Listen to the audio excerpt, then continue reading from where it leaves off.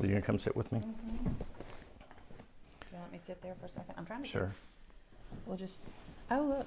We're live now. Oh, cool. Oh, wait. Hang on. You think anybody will notice that I'm not wearing pants? Oh, cool.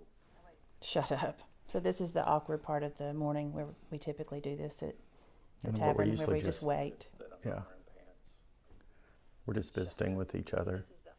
Okay, so I'm going to turn that off so I can't see that we're not Okay. exactly live. Right. There's a little bit of a delay. But we need to start at 10:30. Can you look at your clock? Oh, we've still It's got not another quite minute time. or so. Mm-hmm. Okay. Yeah. Well, we'll just wait. Hi. Yeah, we're almost ready to start. I can't tell who's joined us yet, if anybody. You probably Oh, need to turn look. that off. There are some people. Yeah. Yay. Hey, everybody. Hey. Okay, so look, Julie, Barbara, Bobby Joe, actually, Mandy. Oh, Rebecca's watching. Hey, Rebecca. Hey, y'all. One good thing about this. Can you turn that off? Yeah. Oh, sorry. One good thing about the. Can you turn the I'm sound off? sorry. Okay, you're going to get to watch us argue here at the tavern. Okay, so now we're gonna stop that bickering and say good morning to all you guys that are watching. And right on cue, the dogs are going to start barking. I'm actually going to go back into the back with them in a few minutes so that you don't have to hear that. We want to welcome you this morning to our house, actually. We are so glad that you're here to join us. I have been so excited about Cooper talking about the women of Easter, and for all of you women out there, if you're like me and you had to reintroduce yourself to your hairbrush and your lipstick this morning, kudos to you. Or actually, you didn't have to. I did. For all of your viewing happiness, I did. But anyway, I'm really excited about hearing him talk about the women of Easter. I think it's a different perspective that maybe we haven't had to think about before or been able to think about before. So I hope that we're all ready to hear about that today. And if you do happen to hear the faint sounds of barking in the back, it's just the other woman in this house. It's Stella letting you know that she also wishes you a happy Palm Sunday. So you're not going to be barking. I will not be That's barking. good. Thanks for being with us this morning. We're so happy that you've joined us. See you later. Bye. Bye. So we usually meet at Innisfree Irish Pub, and a shout out to Innisfree. Thank you. They're so gracious and such great host. Thanks to Moose and all the gang for all they do to accommodate us on the first Sunday of every month at 10:30. We're glad you can join us virtually today, and we've got people that usually can't make the tavern, which is really pretty cool. But that's where we usually meet, and these are different times, and it's confusing and it's disheartening in so many ways, but there's lots of positives from it, like this. So let me tell you a little bit about the tavern in case you're new to it. We're a casual Christian gathering. We meet at a bar. A lot of people have had problems with church. Either they've become disengaged with church, or they've been hurt by church, and the facility, the building, and the people have come between them and God. And so what we try to do is offer a place where we take that out of the equation a little bit, a place that's casual, a place where we can talk about the basic truths of Christianity, simple and pure, and without some of the trappings that come with denominations and a 2,000 plus history of organized religion. But if you check out our website, thetavern.org, the-tavern.org, you can find a little bit more out about who we are and what we do. So we are celebrating Easter today, and the reason is Easter is on the second Sunday of the month. And as we've done with other church holidays that fall on a Sunday other than the first Sunday of the month, we celebrate them the first Sunday of the month. So we're sticking with our own little traditions and doing that. But it's Palm Sunday, and hopefully you've gotten a chance to celebrate Palm Sunday with palms of your own. I've seen a number of them on doors throughout the neighborhood and on Facebook, and they're really, it's exciting to see people connect in that way, even during these times. But what more appropriate time to talk about Easter than Palm Sunday, which is really the beginning of the Easter story. And we're going to talk about that before we get into the specifics about the women's role in Easter. So Easter is the high time of Christianity. It is what Christianity is all about. It's what gives us the beliefs that we have and the faith that makes us strong. So it is an important story, and I hope that you'll take what we talk about today and maybe dig a little deeper, and you'll be better prepared to celebrate Easter next Sunday, wherever that may be. So let's recap with a revisit of the Easter story that all of you, or many of you, have probably heard since you were a child. And we start with Jesus making his return into Jerusalem. And that is where we get Palm Sunday from. The people celebrated Jesus' entry into the city by putting palm fronds in their cloaks on the path so his donkey could walk on it on the way into the city. And why were they celebrating? Well, he had had a pretty successful ministry. Although the majority of it was not in Jerusalem, but out in the countryside and along the Sea of Galilee, he had a following because he was talking about God and our relationship with God in a much different way than people had historically heard about it. And because he was healing people. He healed people everywhere he went. And sure enough, when he came back into Jerusalem, he went to the temple and healed the people that were there. And this aroused some suspicion among the church leadership, the Sanhedrin, and others within the church felt threatened by Jesus.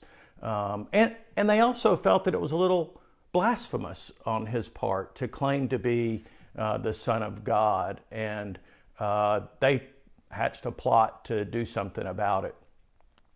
So while that's going on, Jesus is with his disciples. They happen to be in this city, which is really the center of the Jewish religion because that's where the temple is. It's also the center of Roman government for that area. That's where the Roman governor was. But Jesus and his disciples are there, and they're going to celebrate. They're going to celebrate the Jewish tradition of Passover with a Passover meal. And they do. And that's where we get the Lord's Supper from.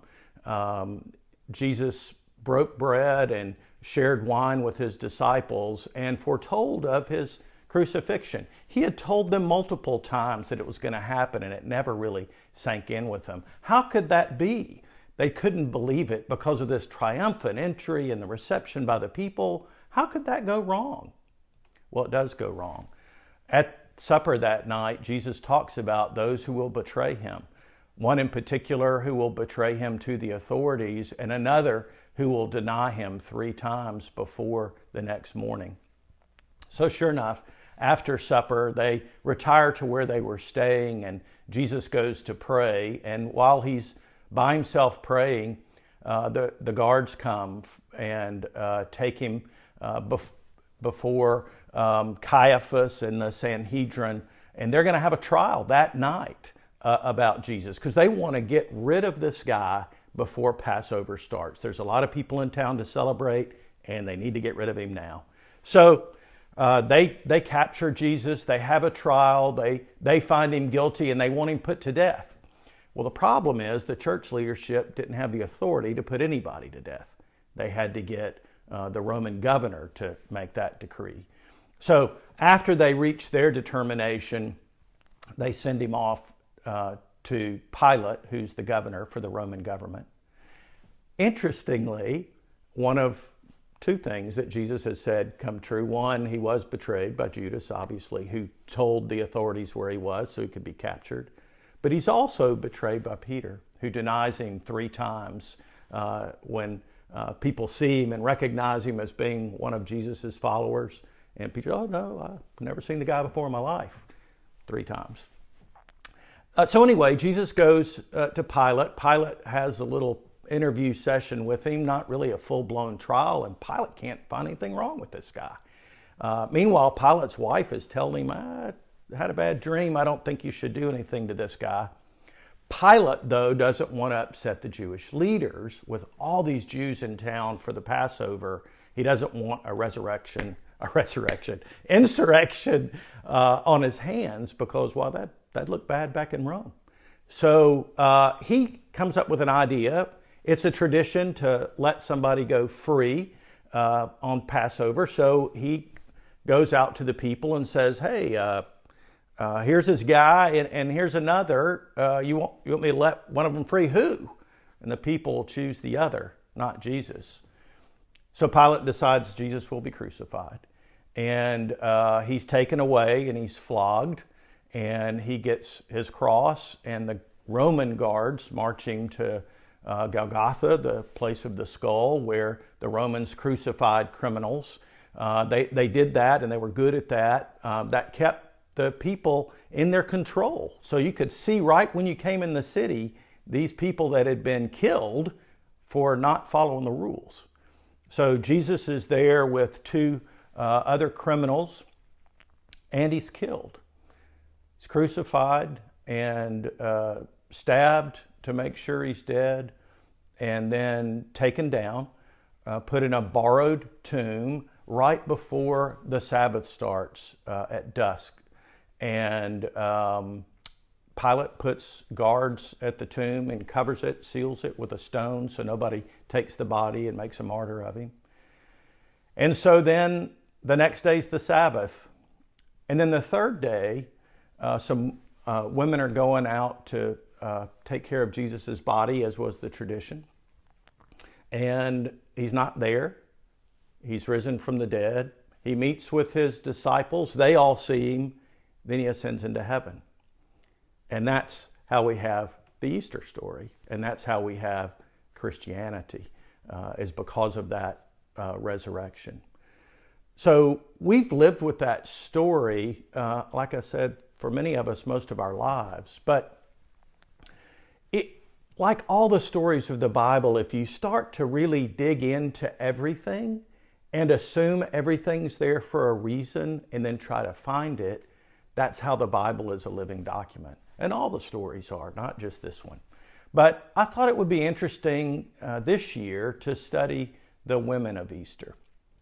So before we talk about their role in the Easter story, let's talk a little bit about the women of first century Palestine, because you really can't get it unless you appreciate who they were and what their life was like in first century Palestine. Most women were themselves poor. They didn't have any real assets or any holdings of their own. If they were married, everything they had was certainly held by their husbands.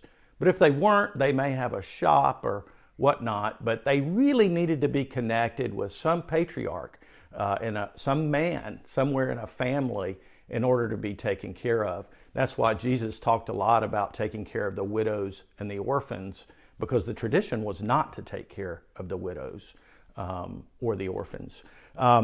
Men could get divorced from their wife or their wives, but women couldn't get divorced.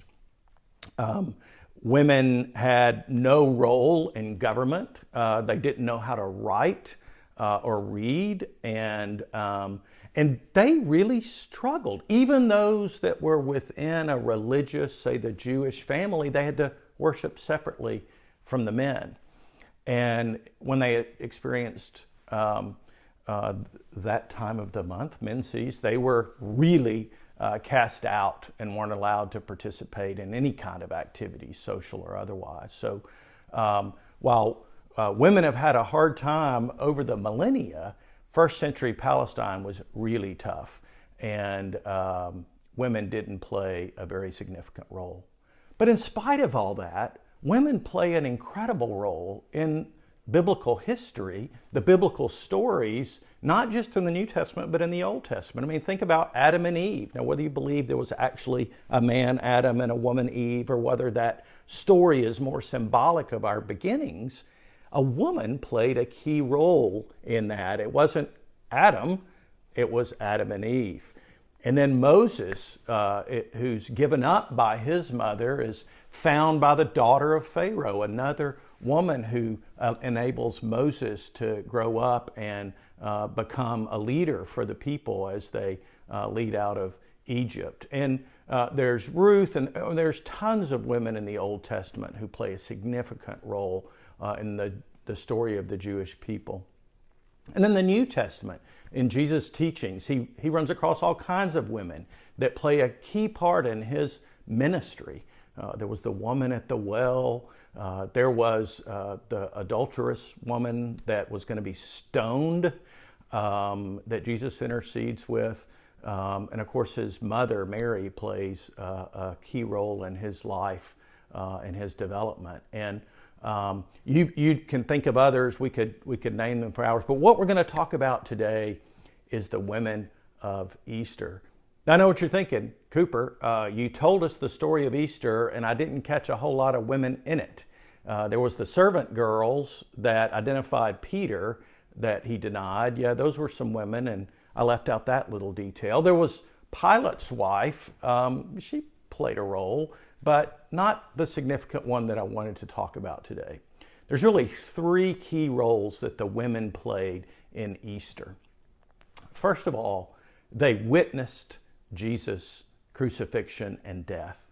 All the Gospels tell us that they were there watching his crucifixion, watching him be killed, watching his body stabbed by the Roman soldiers to make sure that he was dead. And not the disciples. The disciples were scared to death. They weren't going to be out there with him. Peter had already denied him, and Peter was like his number one guy.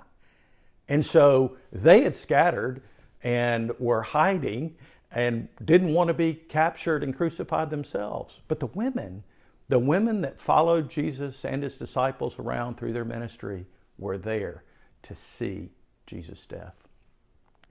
That's the first one. The second one is they watched Jesus' body put in the tomb. The Gospels also tell us that they were there when Jesus' body was put in the tomb. So they confirmed his death and confirmed that his body was put in the tomb and sealed. And then the women came back when the Sabbath was over to do what they needed to do according to their customs and their Jewish religious beliefs to prepare his body. And when they get there, they encounter angels and the body's gone. So the angels tell them Jesus has arisen. So they witness the empty tomb, and they're told that Jesus isn't here. He's alive. And so they go back to tell the disciples that this has happened. And on the way, the third most important thing for women in this story is they have an encounter with Jesus. So the first people that Jesus encountered in his resurrection were the women. They were the witnesses. And I just think this is so powerful because without these roles, we wouldn't have the Easter story. We have witnesses of his crucifixion and death. We have witnesses of him being put in the tomb, women. We have witnesses that the tomb was empty, women. And we have the first sightings of Jesus by women. Without them, no Easter.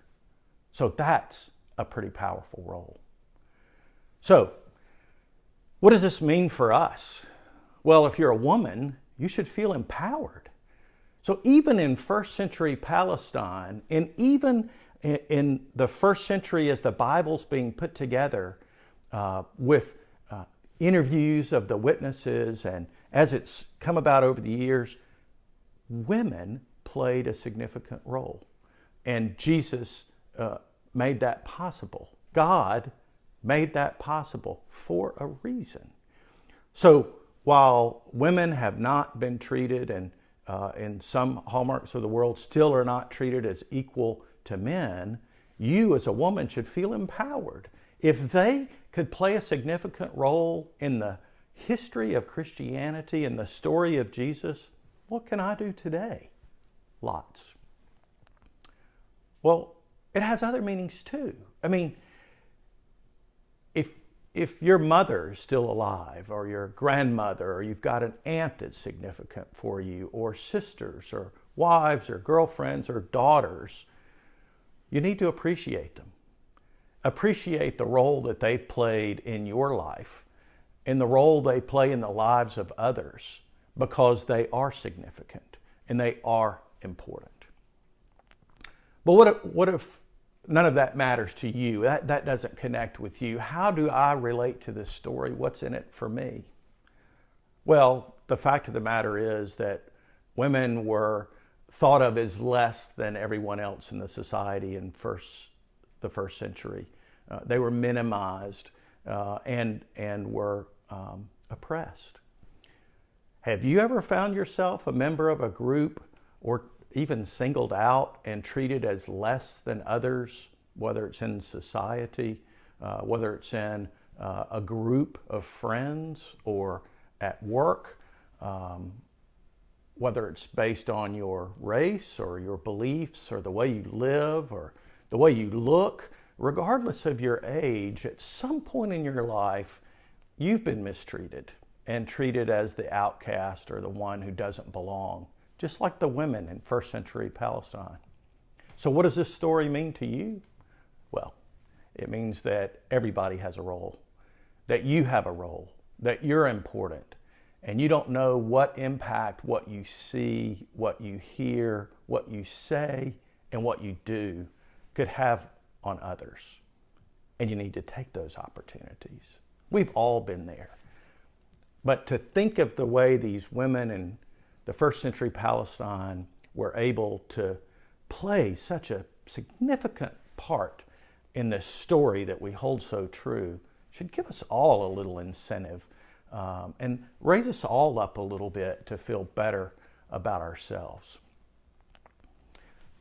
Can we pray? Dear God, we are so thankful that we have the women that we've had in our lives and in our history. We're thankful for what they've done for us directly or indirectly and how they've impacted our lives. Dear God, we ask that you help us to appreciate them, show them, tell them, and notice what they do. Dear God, for those of us who've sometimes felt ostracized or felt less than we really were in the world, in our community, or even amongst friends, give us the courage to think better of ourselves, that we are children of you and that we can make a difference because of you. Dear God, we ask that you keep us all safe during this very confusing and troubling time, and give us the faith and the hope that you always do, whether it's when times are good or when times are challenging. And we thank you for that. Bring us all back safely together, virtually or in person again. Amen. So I want to encourage you to go to our website again, the-tavern.org. Follow us on social media. On our website, you'll find a summary of all the talks we've done. I think this is the 20th one, something like that. And you'll find a summary of this one in the next couple of days. I also include in those some references so you can go to the Bible and read for yourself the stories we talk about. And you will find that it gives meaning to you beyond what I've said and beyond what others have said. It will speak to you. You just have to do it. So, hope you'll join us again. Meanwhile, stay safe and stay well.